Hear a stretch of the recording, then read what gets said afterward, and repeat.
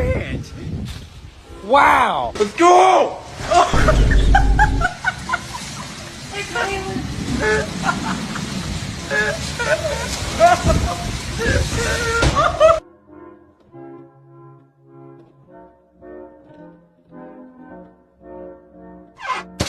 To holiday, and right now you can save £50. No good this wind, is it? No, man.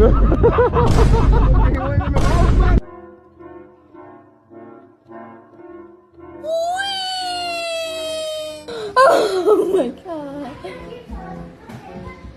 In a second. I just took it.